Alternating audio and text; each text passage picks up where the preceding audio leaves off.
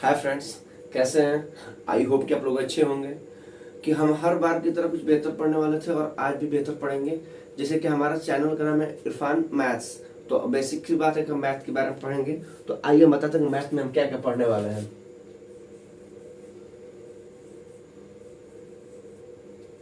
किस चीज के बारे में पढ़ने वाले हैं? मैथ्स के बारे में। तो अगर मैथ्स को पढ़ना है तो मैथ्स की शाखाओं के बारे में जानना है कि मैथ के कितनी शाखाएं होती हैं। तो मैथ के बेसिकली 4 शाखाएं होती हैं। कौन कौन सी शाखाएं होती हैं इसको जान लेते हैं। ठीक, पहला, दूसरा, तीसरा, चौथा। तो कोई पूछे कि मैथ की कितनी शाखाएं होती है तो मैथ की 4 शाखाएं होती हैं। कौन कौन सी होती है तो बता रहे हैं। अर्थमेटिक, अर्थमेटिक, दूसरा होता है एलजेब्रा,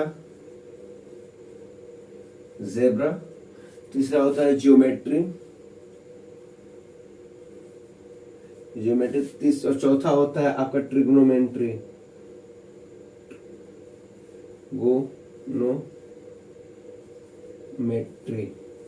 ठीक, अर्थमेटिक, एलजेब्रा, ज्योमेट्री और ट्रिग्नोमेट्री 4 शाखाएं होती हैं। तो अगर कोई पूछे कि देखिए, अगर कोई किसी भी कॉम्पिटिटिव एग्जाम देते हैं तो जाहिर सी बात है कि मैथ्स आएगा। तो मैथ्स जब आएगा तो ये चारों कंपलसरी है। लेकिन यूपी पुलिस अगर फॉर्म भर रहे हैं या कोई उत्तर प्रदेश का यूपीएसआई हुआ इसका फॉर्म भर रहे हैं तो ज्यादातर उसमें ये आता है, अर्थमेटिक आएगा और जियोमेट्री आएगा। मतलब 60% ये आएगा तो 40% ये आएगा। इतना क्लियर। बट आप एसएससी भर रहे हैं, एमटीएस भर रहे हैं या एनडीए वगैरह का फॉर्म भर रहे हैं तो उसमें अर्थमेटिक थोड़ा सा आएगा, ज्योमेट्री ज्यादा आएगा और ट्रिग्नोमेट्री ज्यादा आएगा और एलजेब्रा भी आएगा।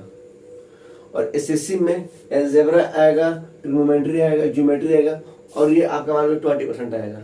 इतना क्लियर है। और एनडीए में ऐसा प्रोसेस चलता है। बट अगर हम उत्तर प्रदेश पुलिस भर रहे हैं, उत्तर प्रदेश लेखपाल भर रहे हैं, उत्तर प्रदेश एसआई भर रहे हैं तो ये बेसिकली बहुत ज्यादा आता है। तो हमें इस पे फोकस करना है। अगर एसएससी का अगर हमें तैयारी करना है तो जियोमेट्री और ट्रिग्नोमेट्री को बेहतर ढंग से पढ़ना है। इसका मतलब क्या है? अर्थमेटिक का मतलब होता है अंकगणित, इसका मतलब होता है अलजेब्रा का मतलब बीजगणित, और जियोमेट्री का मतलब होता है आपका ज्यामिति होता है, ट्रिग्नोमेट्री का मतलब होता है त्रिकोणमिति होता है। तो इसके बारे में हम बेसिक से पढ़ेंगे, बेसिक से एडवांस लेवल तक पढ़ेंगे। होता है 0 से हमें शिखर तक जाना है तो हमें एक स्टेप को बेहतर ढंग से पढ़ना पड़ेगा। क्योंकि अगर हमें एग्जाम निकालना है तो मेहनत करना पड़ेगा और मैथ में मेहनत करना सबसे इम्पोर्टेंट है। क्योंकि मैथ में नंबर उठता है। क्योंकि बहुत सारे बच्चे जो होते हैं जिनको मैथ आता ही नहीं है, मैथ के बारे में समझ नहीं पाते हैं, परसेंटेज को कैसे निकाला जाता है, प्रॉफिट लॉस कैसे की जाती है, ज्योमेट्री में लाइन एंड एंगल का क्वेश्चन कैसे होता है, साइन कॉस थीटा कैसे होता है, लोगों को मालूम ही नहीं है ऐसा करना।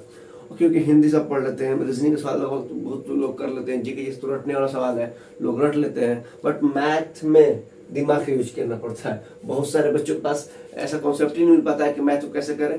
तो हम बताएंगे मैथ को करने के तरीका। और आप हमारे जो नए बच्चे हैं तो हमारे चैनल को सब्सक्राइब कर दें और शेयर करें। क्योंकि अगर बेहतर ढंग से मैथ पढ़ना है तो ज्यादातर लोगों को पास ये नॉलेज को पहुंचाना भी जरूरी है। तो आज के लिए इतना ही, और कल से क्लासेस नया चलेगी और अर्थमेटिक स्टार्ट करेंगे और स्टेप बाय स्टेप एक सिलेबस को खत्म किया जाएगा। फिर उसके बाद ज्योमेट्री, फिर अर्थमेटिक के बाद ज्योमेट्री फोकस करेंगे क्योंकि एलजेब्रा में ज्यादातर क्वेश्चन नहीं आता है। और ट्रिग्नोमेट्री भी आसानी है बट ये छोटा टॉपिक है, ये बेहतर है। और हर एग्जाम के पॉइंट से पूछे जाने वाला क्वेश्चन अगर आता है तो ज्योमेट्री से आता है। ठीक, और ये मैथ की शाखाएं हैं। जितने भी मैथ में लोगों को दिक्कत होती है, दिक्कत कुछ नहीं है, ये मैथ की 4 शाखाएं हैं। अगर इसको ढंग से पढ़ लेते हैं तो हमें हर मैथ का क्वेश्चन को सॉल्व करने में आसानी होगी। तो आज के लिए इतना ही। Thank you class.